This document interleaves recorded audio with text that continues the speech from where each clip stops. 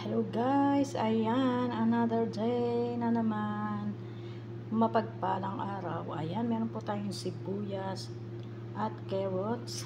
Meron din tayo ng bawang at saka ng luya. At meron tayong sili na biniyak sa gitna. Meron tayong black pepper and cumin salt. Siyempre, ang ating manok, ayan, nalinisan ko na yan. Ayan, nakapagpainit na din po tayo ng ating mantika. Initin lang po natin ang mantika. Ayan. Ayan, magluluto po tayo ng rice book curry. Ayan guys, mainit na. Lagyan natin ang bawang. Ayan, bawang, sibuyas. Ayan, mali na naman po ako. Pasensya na, tao lang. Ayan, sibuyas. Lagyan po natin ang sibuyas. Ayan.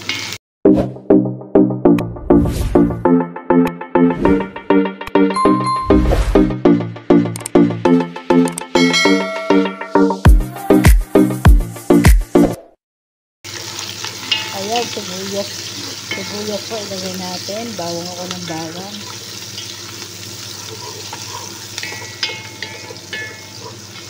Halu-haluin lang po natin. Ayan, haluin lang natin siya. Ayan, haluin lang po lang ang ating sibuyas hanggang sa medyo mag-golden brown. Ayun, lagi po ako naman sa sinasabi. Mali-mali na po ako. Ayan, meron pa po palang natin ang lagyan. Ayan, kamusta po kayo sa inyong mga bahay? Sa inyong mga trabaho? Ayan, patuloy lang ang buhay natin. Ayan. Ayan, oras na naman po ng ating pagluluto. Ayan. Magigisa-gisa naman po tayo ng ating sibuyas at bawang para sa ating recipe ngayong araw na to. Ayan, inumpisa ko na pong magluto para maaga tayo makatapos, maaga makaluto, para meron pa po tayong magawang iba. Ayan. Siyempre, kailangan po natin ng konting bilis at liksi sa ating pagtatrabaho.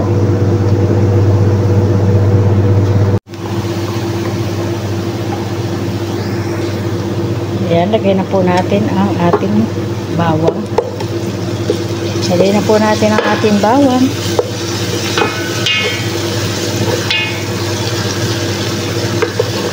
Halu-haluin lang po natin.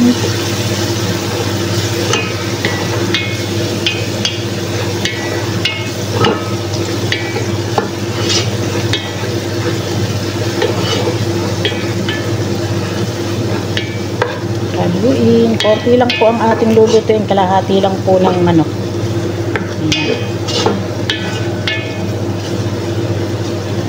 Ayan.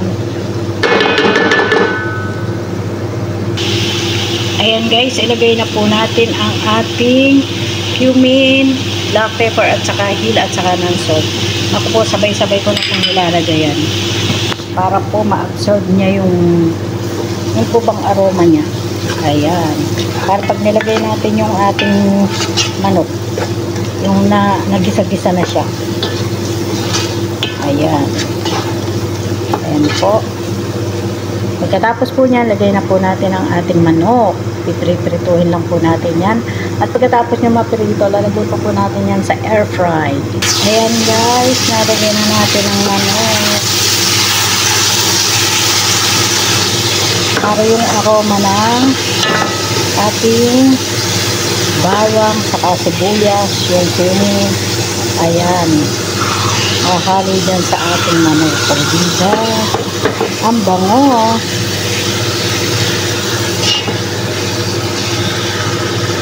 Ayan, ang bango niya guys. Ayan guys, pag ganyan na siya, ilagay na natin ang kalahati ng ating carrot. Ayan. Lagay natin ang kalahati ng carrot. Pagkatapos, gisa-gisahin lang natin yan.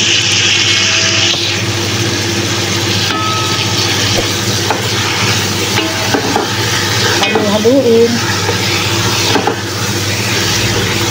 Ayan, ganyan lamang po. Halu-haluin lang natin.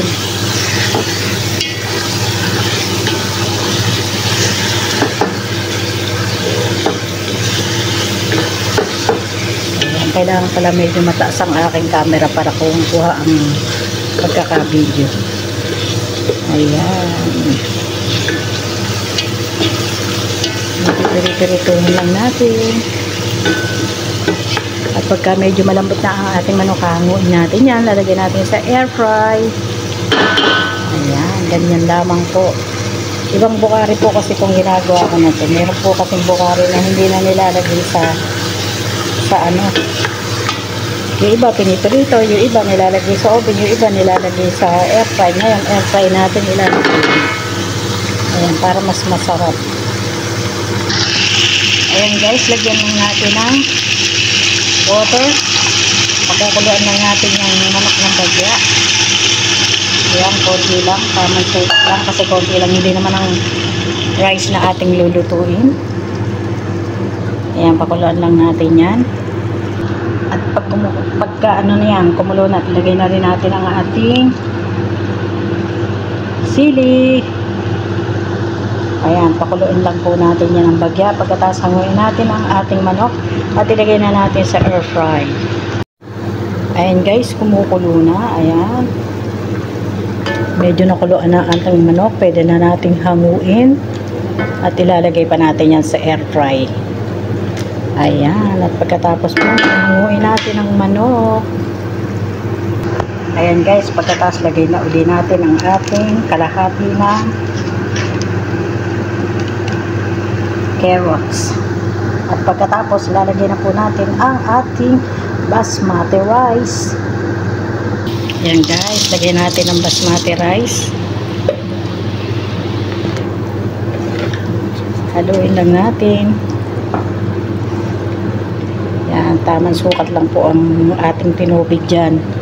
Hindi siya maganong malambot, hindi siya ganong matigas ang pagkakanin niya. Tamang-tama lang. At pagkatapos po nyan guys, yung ating pong ang manok, ilalagay po natin sa air fry. Isa lang po natin doon. Ayan. At ayan nga guys, medyo kumukulo na. Takpan na muna po natin. At pagkatapos po ilagay na natin ang ating manok sa air fry. Ayan. Ayan po ang ating manok. Lagyan lang po natin ng konting asin. Ayan. Guys, naisa lang na natin sa air fry ang ating manok. Ayan. Ayan po. Ayan.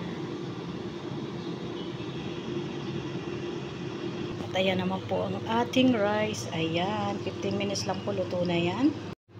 Ayan na guys. Luto na ang ating manok. Ayan. Hintayin lang natin maluto pa ang ating bigas. At tapos na po yan. Luto na po yan. Pwede na po nating ihain. Ayan, yummy. Takpan muna natin ang bagya at pagkatapos ay hanguin na natin.